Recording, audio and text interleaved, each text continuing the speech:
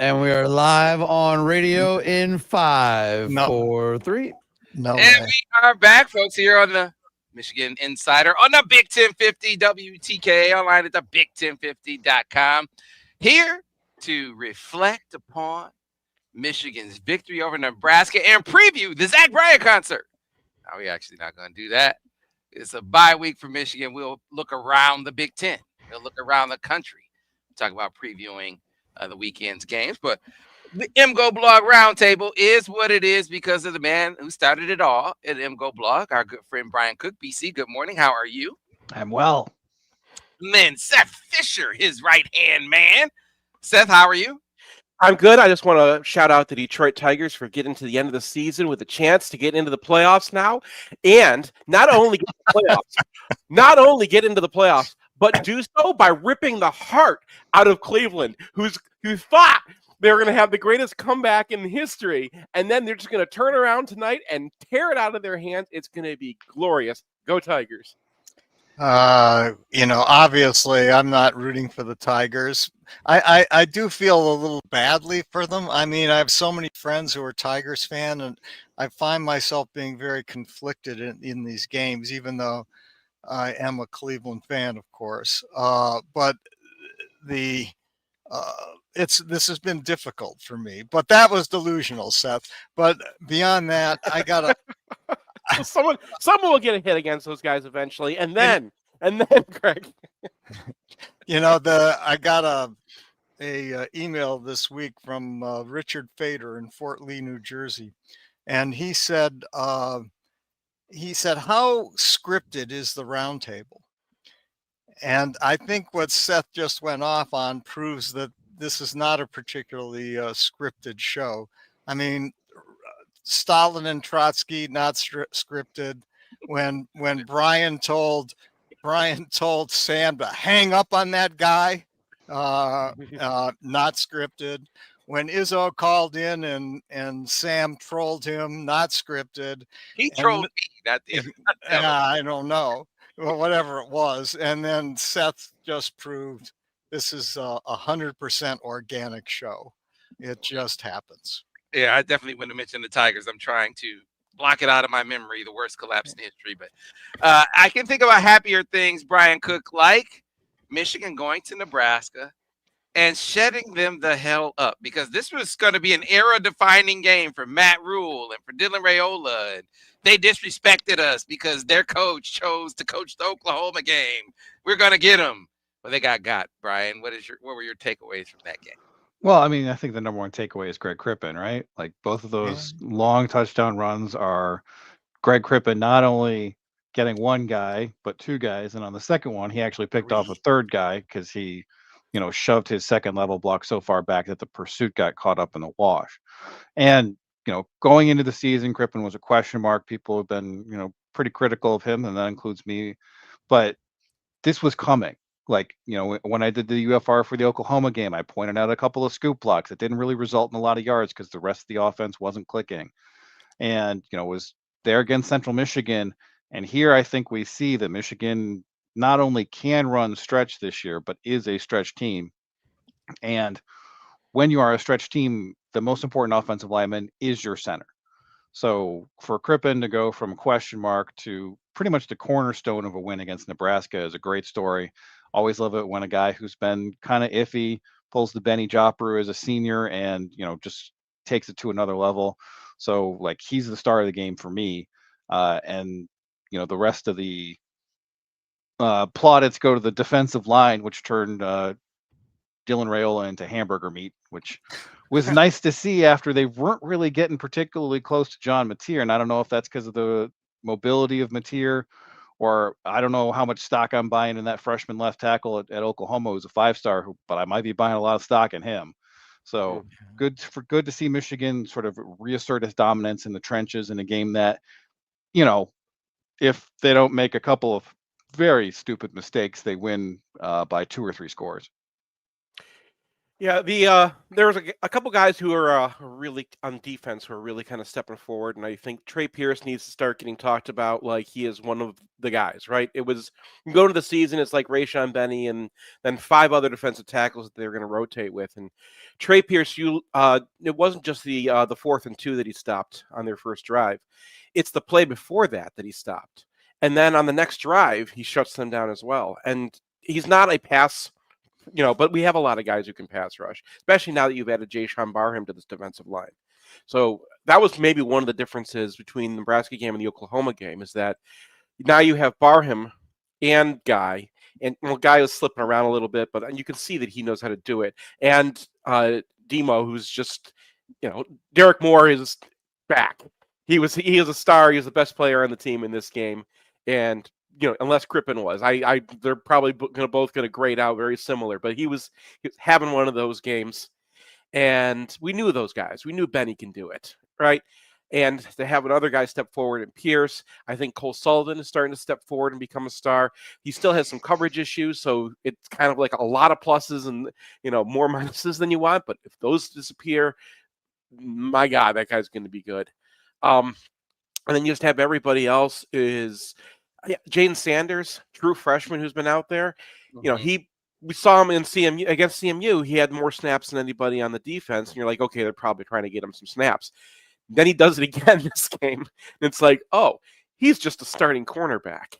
And when Zeke Berry comes back, now they're going to have 3 cornerbacks that they can trust out there, which I don't think they can go further than that. Shamari Earls I thought was fine on his one coverage thing, but they only used him in that. And there's a lot of Dotson that you like, and a lot of Dotson that you can. Anyway, young guys coming forward on defense, and that's good to see because it's not just about this year. I think this year is a building block towards a championship run or a championship window the next couple seasons, and I see a lot of the guys are going to be part of that. It's interesting to me, and perhaps this is why MGoBlog has been such a success. You give Brian and Seth credit. You ask them about a big win against Nebraska, and what's the first thing Brian mentions? The center. And I think that's why a lot of people come to their site to pay attention, to try and learn. I know it's why I do. And and I think Brian undersells himself on this, because after the Oklahoma game, or maybe after the New Mexico game, I questioned Crippen and his performance in at least that game, maybe both games. And Brian said, no, I'm seeing something there. You just have to put Crippen in sort of the right system. And it looks like that's really what's happened. And this leads to a question I've got for you three, and it's, I went to a coaching clinic a number of years ago where a coach said you couldn't run inside zone, outside zone, and power. A team just can't do that. But it seems like Michigan is doing that, even though outside zone seems to be maybe the staple. They're still running some split zone. They ran power at least a couple times in this game. I mean, so you have a thought about that? I mean, Brian in particular, who focuses on offense, I guess. It's very hard to do all those things. And I do think that you see a lot less duo, you see a lot less inside zone. Well, you still see the gap schemes, right? So, for me, Sharon Moore in a press conference said that they were inside and outside zone were the same play, which I strenuously disagree with. Yeah. But I mean, he's a football coach. He's an ex-offensive lineman, so I'm sure he has a perspective. But just for me, like, the ability to run all 3 of those things is very difficult, because you want a different sort of player for outside zone than you want for inside zone and duo in particular, right? You want real heavy road graders for one, and you want guys who can really move for the other one. So, the Greg Fry tackles that, Michigan was bringing in under Rodriguez, and then briefly again, it's difficult to have guys who can do both. And if you do have guys that can do both, well, then you're really in business. And I do think that they're able to do both against a Nebraska. Now, remember, Nebraska had big struggles against Cincinnati in their opener. They got absolutely paved by the Bearcats and were lucky to escape with a 20-17 win. So I think we might see some narrowing of the playbook, I guess, a little bit against tougher opposition, because I'm not sure Michigan is going to be much of a duo team this year. I just don't know if they have the personnel for that. So, for me, can always run all the things. You can always teach them. Like, even when Michigan wasn't running stretch very much, they had that huge Blake Corum run against Ohio State on stretch because it was a counterpunch. So you can always run something as, like, we don't really do this very often, but because you're not expecting it, it can work. So, but I think running all three of them at a proficiency level where you can be good at all three is very, very difficult. Now, if Michigan's able to pull that off, I'm going to grant Newsom for the Broyles Award, but we'll see. Yeah, so I think the casualty, if there is one, 4 games in this inside zone. You don't see many split zones. You still see duos in every game.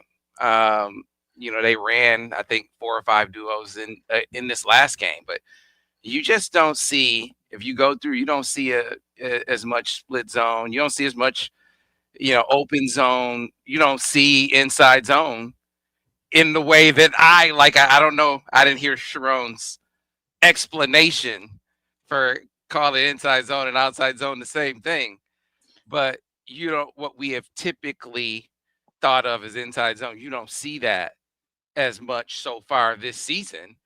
And outside zone, which they needed an element that could get them outside consistently. I don't think that it was just about that. I think Chip comes in and that's a staple of his play menu, but it just also happens to service Michigan's needs. I mean, you had teams that were, twisting and stunting with abandon, and then you pair that with an inexperienced offensive line that at times, hey, they don't know who to get, who's coming around on the twist, how to handle that. Well, if you can run outside zone proficiently, not only can you get to the outside, but it leaves you in position to catch a lot of the movements that teams try to throw on you. So I think that it has just been a great pairing. You happen to have some running backs that look like they're exceptional outside zone runners. Got to be able to one cut, get upfield, and go. These guys are doing that and doing that well. I would like to see if inside zone is going to make an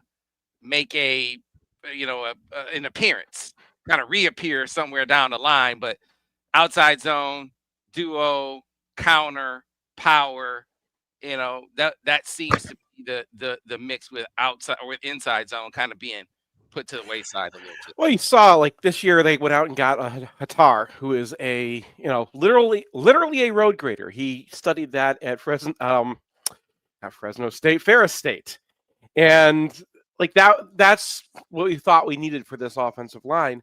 But you face a team like Nebraska, and it wasn't just that they got paid by Cincinnati. Cincinnati's a similar kind of offense where they zone blocking, especially outside zone, uses your momentum against you. And Nebraska's defense is all about using that momentum for in order to try to take out multiple gaps with the small guy. So I think that it was actually a really good pairing for what we saw here. And this has been an issue. You go back to the 23 offense, they couldn't figure out what to do against Penn State, right? Until they finally just added enough linemen. Well, most teams would just run zone if they're doing that to you, right? You just run stretch, or you try to get them blocked up and pass the ball over that. But Michigan couldn't do either one of those things. Well, you got a guy like Crippen. Crippen is, we saw him get kind of beat up by Tyleik Williams last year. That happened to a lot of people, but that was what happened when he went against super strong defensive tackles.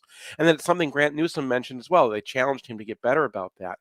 But he is a smart player. He's always gotten his, he's been here forever. He's gotten his calls right. He went to IMG. He knew, he walked in ahead of most centers, and has only gotten better. And he's also quick. So this is a really good use of Crippen. This is a system that works better for him. And then you have Guinera playing right guard, not Hatar, right? You have a young guy, but a smart guy, a center, right? He's going to be the future center for Michigan, and he's able to make those moves.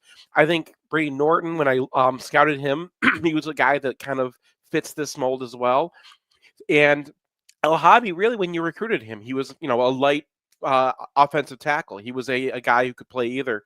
So I think that he will fit too if he comes back into this. So, I don't know how everybody is going to fit in the future, but it's they kind of walked into having the line, because of injuries and because of situations and whatnot, and just the teams that they're facing. They walked into the right system for the right line that they have, and it was a perfect fit against Nebraska. I don't know if it's going to be a perfect fit against, Ohio State, right? Who's got a big defensive line. It might not work as well against teams that can just kind of do the same thing that Michigan does to zone, which is just set an edge, say you can't go any further than this. We're going to squeeze you shut, and we're going to 1.5 gap you. And I don't know if it's going to work against teams with that kind of defensive line. It's not like we face a lot of them. Craig? Yeah. I mean, I agree with what's being said.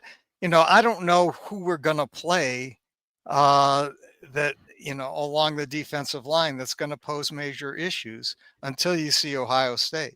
Now, I haven't looked closely. Have you guys looked at USC at all? I mean, are they good? I mean, is that a team that's better? But now it's against Michigan State, so yeah. Their defensive line doesn't matter because everyone's just throwing against them. Yeah. I mean, they look good on offense for sure, but I'm not sure defensively they're even going to pose a challenge. I mean, right now, I felt coming into the year the big issue would be the offensive line, and right now I'm not really thinking that so much. And I'm more than that. I think in the future, I mean, you got a lot of young guys here. right. You've got, I mean, the next 2 years, the offensive line should be just fine, thanks. And you pair that with, I'm not, I think Seth or Brian said that the Washington running back was better than number 22. I'm not so sure. I mean, he's the best. I mean, when you add in everything, his speed, his ability to break tackles, his vision on at the line of scrimmage, and his pass pro, which was pretty good this week. I don't know that there's anyone better than that kid right now. And so to me, aside from this year, the future's looking pretty damn good for Michigan. I think somebody said 2027. I didn't know, next year, if not this year. So. So Brian, here's the thing that when I look at Chip Lindsey, can you accentuate your positives, sort of maximize what your guys can do right now while sort of masking the deficiencies, or at least coaching up the ones that you can make them proficient in? And I think that he is doing that really well. He's doing that really well with Bryce, with his usage plan for him, injecting him in the running game. You see a lot of pocket movement. You see nakeds, him throwing on the move, kind of limit the drop backs. That helps the offensive line. Inserting implementing outside zone for this line. I mean, this is a guy that really seems to be in his bag when it comes to, hey, this is what this group can do right now. Let's sort of tweak and rig out everything they can do right now, and then we'll figure some things out. We'll grow the rest along the way. I think he's doing a splendid job of that. Yeah, I mean, a lot of half field reads for Bryce, a lot of rollouts where he's very proficient and the pass protection isn't being tested. Now, I think they've done a pretty good job in pass protection overall, but if you don't have to risk it, why risk it? The one thing I'd say is that you're seeing teams begin to jump screens a lot, like Oklahoma was jumping screens a lot, Nebraska jumped a couple in this game, and they haven't really punished that. I'm sure that's coming. But you see a lot of unusual things that Michigan wouldn't have done a couple of years ago, like motioning out Max Bredesen, which is, I mean, that's an alert for a defense because Max Bredesen versus a cornerback is game over. So that's something that you really have to account for. There's they got a couple times in this game. There was that first down play action that got sacked where they were trying to pull a guard and it was just never going to happen. But overall, like, you have that screen to Haynes against that zero blitz, and that really kicks off Michigan's like killed the game drive. And there was another screen where, you know, Sprague wasn't quite aware of what the situation was. That was a touchdown.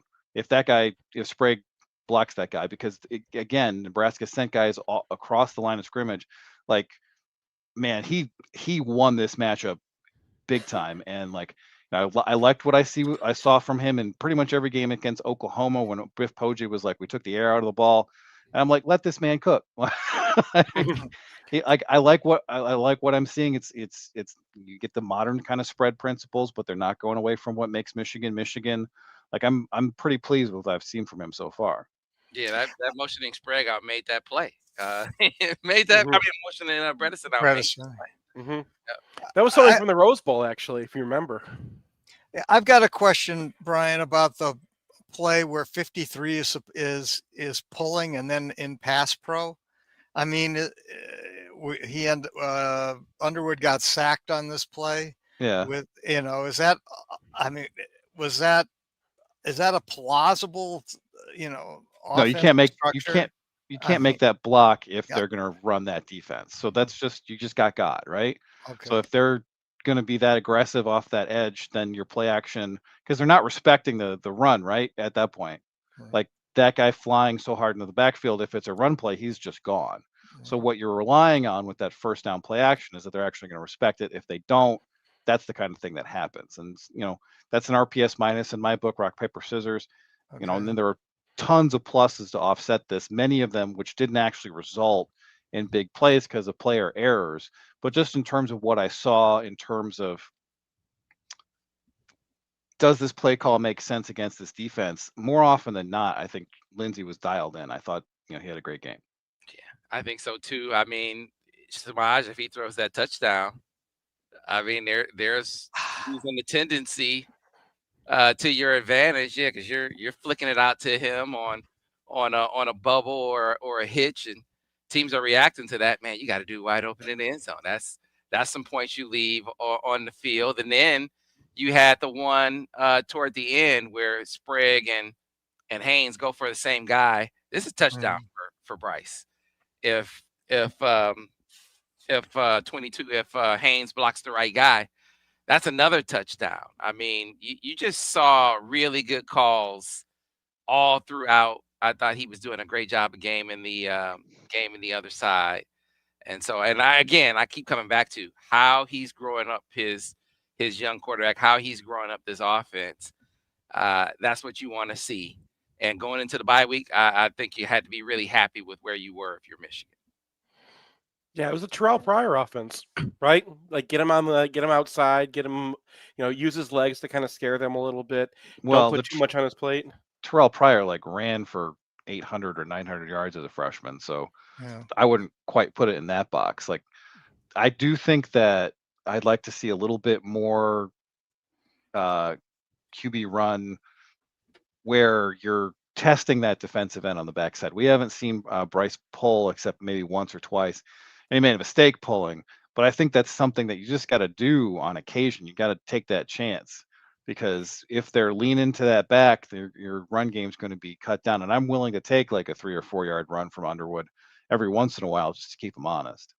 Yeah, I mean, with Nebraska, they're built to stop that kind of. Right? Well, there were a couple opportunities out there. Yeah, there were a couple opportunities where like the backside end really turned his hips, and once that guy turns his hips, you should pull. Like, and they were scraping sometimes, but there were a couple opportunities where it was like, okay, this one probably needed to be a pull, and that's something that I think Underwood will grow into as well. Like, I think he might be a little reticent because, you know, the one time he did pull earlier in the year was a tackle for loss against Central, so it's probably a little hesitant right now. But I do feel like there's more to come, and like they don't want him sitting in the pocket just yet. But once you can have that happen, where you can actually just have him sit back there and read a defense, that guy gets very difficult to defend. Because you saw on that, you know, touchdown on the quarterback draw, I mean, nobody was catching him. Like Haynes is faster than him, but barely. There's some account out there that, like, you know, gets the fastest moments in college football on a weekend, and both Haynes and Underwood were on it this week. So this is not like a regular quarterback who's running the ball. This is a real threat to take it the distance whenever he does. There was a quote. This is back when we were doing draft again, which was a thing where we used to draft Big Ten players in the preseason. And there was a Maryland quarterback who I remember an interview that he gave where he said he was afraid to pull until his coach started pointing out how much faster he was than the guy who he was going against. Because when you're in that situation, you see a player kind of looking at you, and you have to realize at that point you're basically in a little, you're in a basketball game. You're the point guard, and you're seeing, can I get around this guy? It's just an athlete versus athlete kind of situation. And he was saying at this point, like, he had to kind of just gauge what his speed was relative to somebody else. And that's where he had to start making his decisions instead of he'd been coached up until that point. Where is the player? Right. And instead it's like, dude, just play basketball. So I think it's a feel thing. And I think with there's so much on Bryce. He's a freshman. He did plenty of it in high school, but that's against high school players, right? You have to get that calibrated before you can do it well. Well, I liked he had the one drop back, and I guess there's some question because I guess Devin said you can't throw that; it'll get picked off. And another guy, I didn't see that. Is what people are telling me. And that's the whole shot he threw. And I don't. I have to ask the guys. The one that was barely out of bounds for. Yeah, the one that the field judge called the completion. I don't know if you guys. He was like, his foot went down the line. I would call that I would call that out. And the field judge said it was complete. The line judge from way back runs up from behind and says incomplete. And then they go to the booth and they don't say confirmed. Right. Mm-hmm. They say upheld. So if you had gone with the field judge, it would have been a completion. That's how close it was. That's kind of beside the point. He gets cover one across the board, and he wants his matchup. Now, hey, I guess because you had a safety that was cheating to that side, maybe that's what Devin's rationale for saying you can't throw that ball, it'll get picked off in the future. But he holds the safety. You see it, like if you watch the All-22, you can see he is cognizant. He is aware of where the safety is. He is holding the safety on the hash or a little to the side of the hash. He's holding them there, and he's going to hit his matchup. And even if the safety gets over, he threw it to his back shoulder, high to the outside where safety wasn't going to get it. I thought it was a well-placed ball. I thought he knew what he had, and I thought he delivered it where you got to deliver it to your guy. If, my guy against your guy, my man against your man, I'll bet on my guy. I think that's what he did. I wouldn't have any problem with that if I'm his coach. Well, especially where he put the ball. It was perfect. Like McCauley's 6'5" with ups, and he had to get up to get that ball. Like nobody else is touching that ball, even if there's great coverage. Like if that is like hip to hip, McCauley is still the only guy with a shot at that ball. So I'm fine with it. Yeah, I thought it was a great throw. Incidentally, on the quarterback draw that went for a touchdown, they caught Nebraska in a stunt, and later on the long run by Haynes, they caught Nebraska in a stunt, and Nebraska wasn't stunning that often. But when they did, they sure made them pay. Well, in the first half, they were stunning near constantly. Like, actually, Sam stole my thunder on this because he just posted about this yesterday. But the outside zone, like mitigated it. Yeah. Well, yeah, it's very easy to like get out of position on outside zone when you're stunting. So on the first one, Crippen, helps out Afobe, but he didn't actually have to do that much in that regard. But the good part about that block is he has the awareness to be like, okay, now I'm done and I can go climb to the linebacker.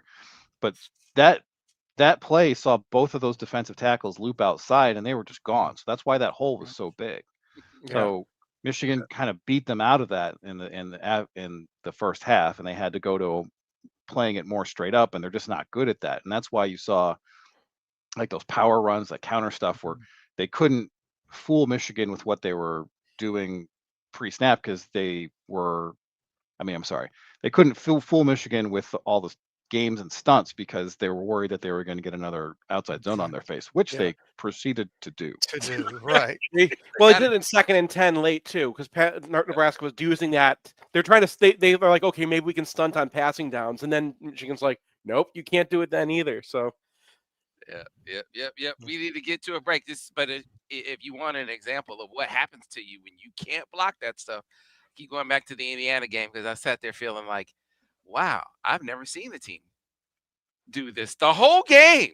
And Indiana did it the whole game, and Michigan just had no answer for it. Well, you do that against Michigan at your own risk now. And it was definitely not worth the squeeze for Nebraska. Not that they have a much better alternative by trying to play Michigan straight up. We got to get to a break, though. Back with more MGoBlog Roundtable on the other side here on the Michigan Insider on the Big 1050 WTK, online at thebig1050.com.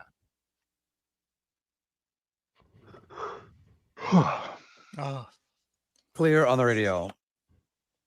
Yeah, I neck sharpied it too. And there was one play I think when Nebraska was just like, okay, fine, we'll play you straight up, and Michigan runs counter and it gets 6 yards so nonchalantly, and it's like, well, you can't do that either. Yeah, I mean,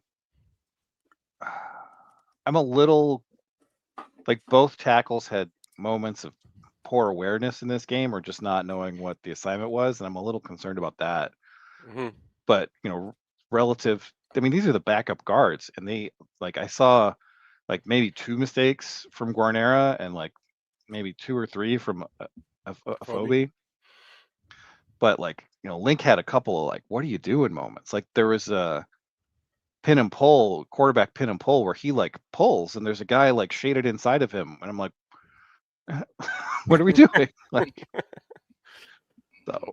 So that brings about a question that we can ask right now. So let's say Gio is healthy coming out of the bye. He's your left guard for sure. Between Guarnera, Afobe, Norton, who's your right guard? I think Guarnera is he works really well with Crippen. He's made very few mistakes. He's seemed up for it physically. Like I think he might have won the job. And I thought Norton was a pretty okay, but the last 2 weeks I've been very impressed by him. Yeah, I agree. I mean, I think that's where it goes when El-Hadi comes back, until he screws up and they want to try someone else. But I would say right now it looks like Guarnera right guard. Next year I assume he'll be the center. My assumption is, and then they'll be, and the next year, next year. Right. Well, next year it looks like they have options. Yeah. Like next year it looks like they're going to be deep and still young. Right. Because they'll have Babalola back. They'll have Haywood. Frazier should be like 300. Yeah. I mean, they'll have the guards they've got now. I mean, they're going to have, they'll look like the defensive lines, where you got 8, 9, 10 deep. I think that's 27. If things go well, they should have a lot of depth. Yeah. Can El-Hadi play left tackle? I mean, like Link has improved a great deal. I just if you're gonna be a stretch offense, though, man, like you could maybe get away with a guard at that. Well, position. if you're gonna be a stretch offense, then I think Blake Frazier becomes a lot more viable. Mm-hmm. Even if he's light and he's not going to pound people, he's very agile. So, but they still want to be able to. They still want to power counter. Yeah. Now, if teams start to adjust, which they will. Will the hammer come back out? Are they capable of pulling the hammer out? It would be the question. Well, yeah. I mean, there was. Sorry, go ahead. Frazier is like 20 pounds lighter than I think Crippen, which is like, okay, you need another year to bake there, kid. Yeah. Yeah, that's what we were trying to tell you, Sam, in the offseason. You're like, hey, Blake Frazier's happening, guys. And we're like, I mean, I was looking at the things that we're talking about now. He's definitely better in pass pro. Mm-hmm. But Link is so much more physical in the run game. So what do you want? 6 1/2 dozen the other. They're favoring the guy who is definitely the better of the two run blocking wise, and they feel like he's made enough progress in pass pro to be like, okay, we can live with that. I just want to point out though, we have, we were asking about like who's coming up on the schedule. Nebraska's really small. We've also played a couple other teams that have been really small on the defensive line. And Wisconsin's actually pretty big on the defensive line. They got Daryl Peterson is 260. They got that Louisville transfer, whose name escaping me right now, who's 30 kind of seconds, like, guys. But yeah, then they've got a 330-pound nose. Like they're going to be the kind of team that maybe you can stretch them. Maybe they're too slow, but they're not going to be playing the same way that these teams are playing. Yeah, it'll be interesting. They have a real good run defense, but I watched that Maryland game. They were awful. Awful. Yeah. They were. Well, Billy Edwards will be back, right? I don't think so. I don't think that's mean, clear maybe. at all. They tried to play him, but they played him Yeah, like but good for one drive, and then he couldn't do it. Coming they back, gotta guys. buy. Stand by. So. And we're back on radio in 5, 4, 3. And we are back here on the Michigan Insider on the Big 1050 WTKA online at the big1050.com. Before we get back to the MGoBlog Roundtable, I want to tell those of you who are do-it-yourselfers a one-stop shop for all of your home improvement needs. Our friends at Chelsea Lumber. They have 3 locations to serve you in Chelsea, Saline, and Bridgewater. Find them online at chelsealumber.com. When you do, you'll find great products sold by great people at great prices. And they offer great service because Chelsea Lumber is where the home begins. So everything from lumber, which they are your lumber experts, lumber headquarters. You want quality, you want the best premium lumber around. They are the source, but not just lumber, roofing, windows, doors, floors, tools, work clothes, boots, everything in between. You can find all of everything that you need over at Chelsea Lumber with 3 locations to serve you in Chelsea, Saline, and Bridgewater. Find them online at chelsealumber.com. So, fellas, kind of spanning, I do want to give a little more mention really quickly to the defense. I mean, 7 sacks, fellas.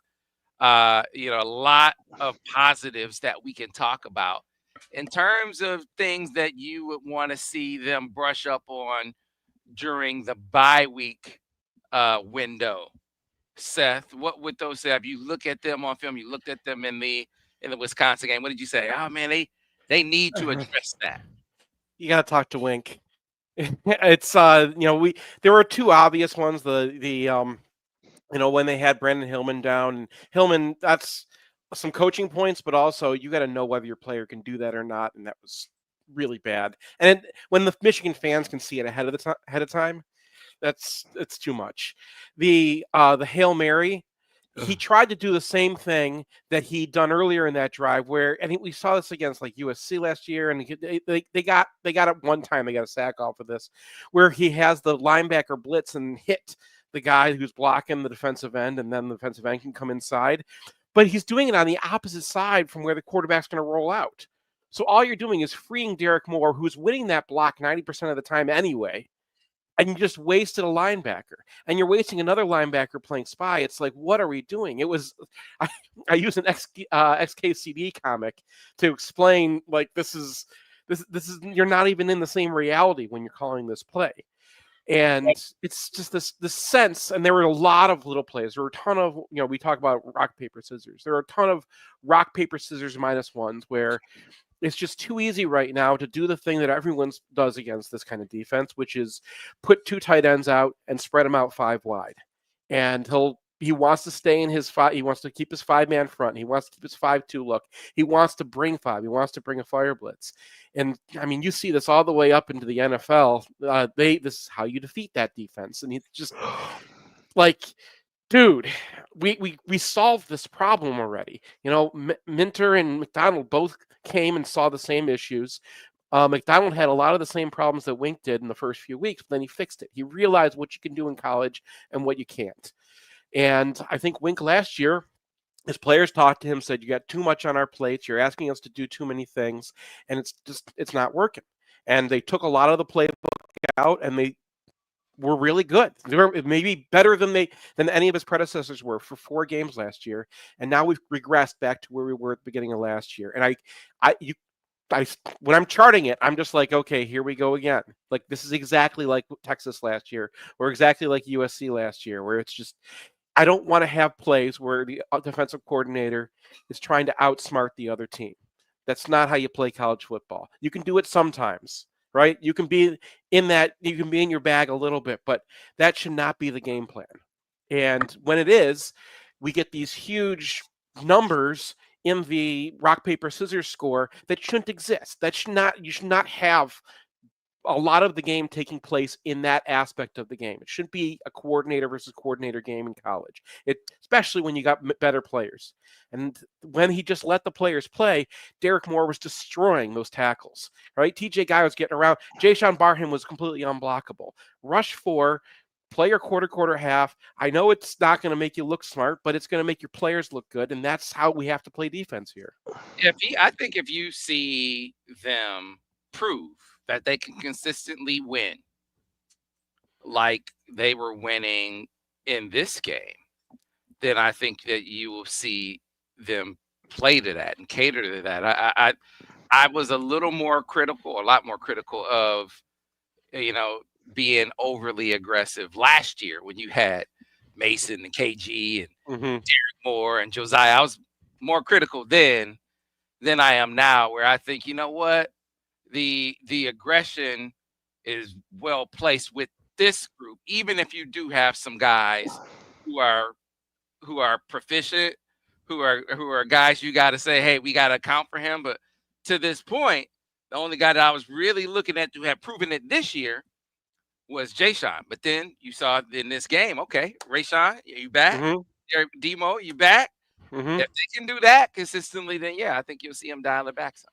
Well, so the thing is that by the time he goes to that not cover 0 but Okie front where he's trying to drop Hillman, they had already established that this offensive line could not block a 4-man rush from Michigan.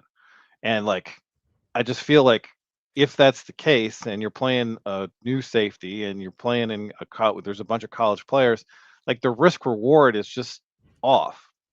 And so it kind of feels like he's still in that NFL mindset because he was in the NFL for a million billion years, right? So if you're asking a NFL safety to do that who's 28, fine, he knows exactly what he's doing. Brandon Hillman isn't in the right technique. Brandon Hillman is backpedaling like he's at a deep safety position. So if you can't teach it, you can't call it. And I don't think they can teach everything that Wink wants to run, because young players are going to make mistakes like Hillman made. And that's not on Hillman. I mean, on one level, okay, it's on Hillman, but you're asking him to do something that he's obviously not comfortable doing. So for me, simplifying the offense, the defense is something that you just have to do, especially early in a year. And given the context of what was going on in that game, that play call was way too cute.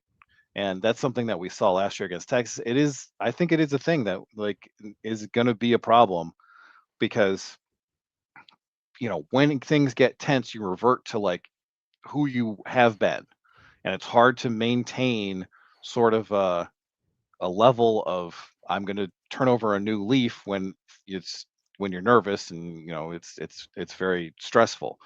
So I'm kind of with Seth on this. I'm not quite as strident on this topic as he is, but I don't chart. I mean, I wasn't strident until I looked at this game, because I was looking at the Brandon Hillman thing before. Okay, but then there's 14 more times where he's wasting a player on a play. Where there's 14 RPS -1s in this game. Okay, and that was where I was like, that's alarm bells. I mean, for me, yeah, and I think the Hail Mary is another good example of it. Is you're dropping a defensive end into the end zone. It's what is the purpose of that? Why don't if that's Donovan McCulley, is that pass complete? I don't think it is. I think it is either. So what's the I don't understand the value of that quote unquote deception right there. It just feels like sometimes he calls cute things so that he feels that he did something that beat the other guy, and it's a little, I don't know. It doesn't feel like it's always sensible what he's doing. Yeah, right. That one was no timeout. TJ Guy on the in pass coverage, running back in the end zone. Yeah, that's definitely you put that on the coaches. I don't put that on the players. Yeah. Sure. Well, it was we're talking about the play design of that play, but what are they practicing instead of getting that play right? Right? Those are the kind of things you would figure out, because if you run that in practice a few times, you're going to notice that TJ Guy's going to notice. He's going to be like, hey, why am I here? There's nobody containing, and why am I standing right here? Because I'm not going to do anything right here. I'm a defensive end. So I think as we talk about the rest of the Big Ten real quick, I think that where they are now, especially the returning guys, they could take some license here like they did last year. That was a big part of how and why they sort of changed the approach or modified the approach. The players took some license here and said, hey, you know what? We feel like this isn't working, that we could do this better. And then at the same time, there are some things that from a coaching perspective, they were like, yeah, but you guys aren't doing this right. And it was kind of a melding. Well, Derek Moore was one of the most vocal guys last year, and he called his teammates out, but he called the coaches out too.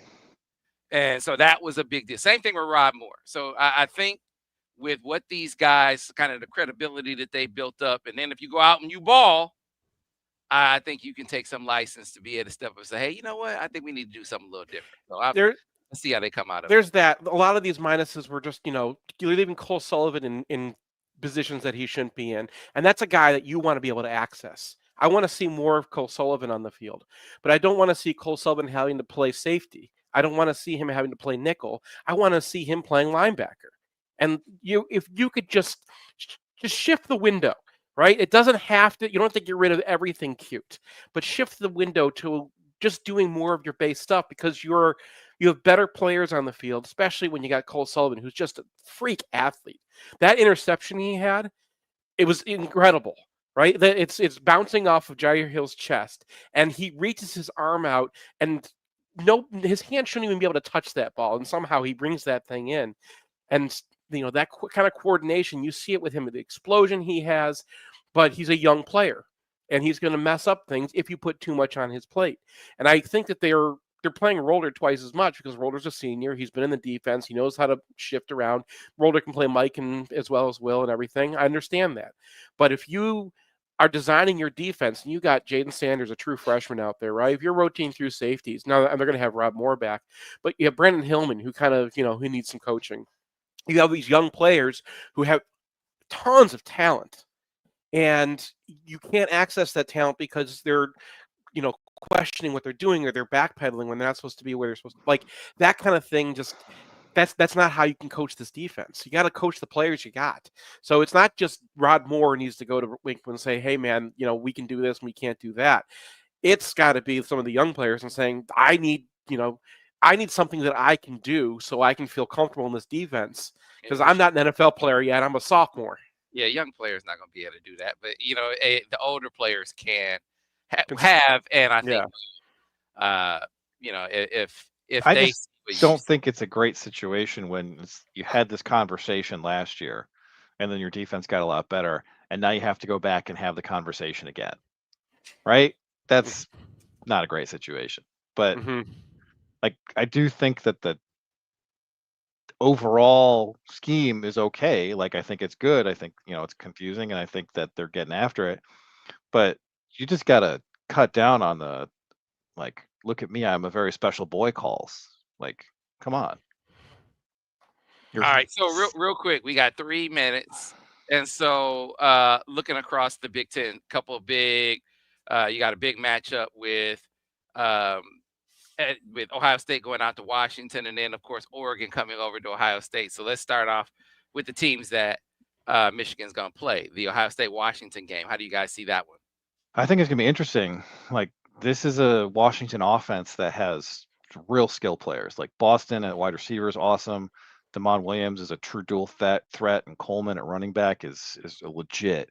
I'm not sold on the Washington defense at all, but I'm not sure I'm sold on the Ohio State offense that much. They got outgained very badly by Texas, despite Arch Manning being Arch Manning.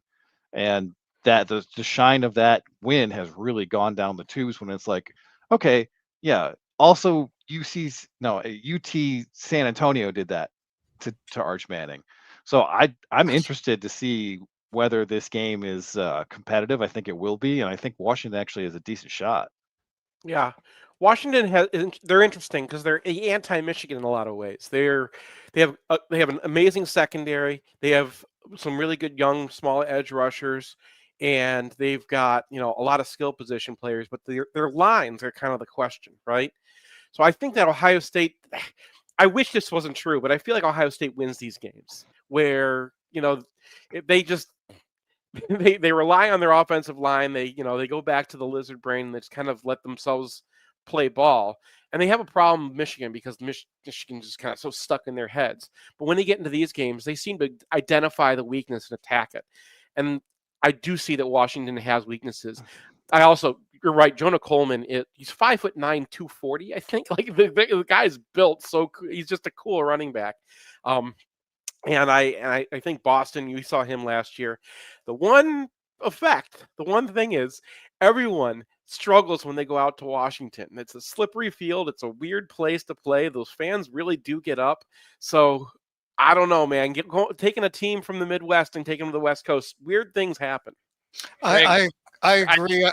I need you to chime in on Ohio, on Penn State, Oregon. Is James Franklin not James Franklin this one away this week? No. Oregon wins this game, and James Franklin will do stupid stuff.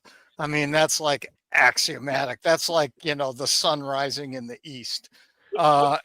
And so that's what's going to happen there. What interests me about the Big Ten right now is I could see up to 6 teams going 10-2. And what happens then, I have no idea. So that was my preseason. Yeah. That was my preseason guess. Okay. Yeah, there's going to be a bunch of teams at 10-2. Yeah. Well, folks, that is going to do it for us on this edition of the MGoBlog Roundtable of the Michigan Insider. Hope you enjoyed it. Hopefully you enjoy your weekend. Lions beat the Browns. Craig Ross. Hey, I'll be happy with that.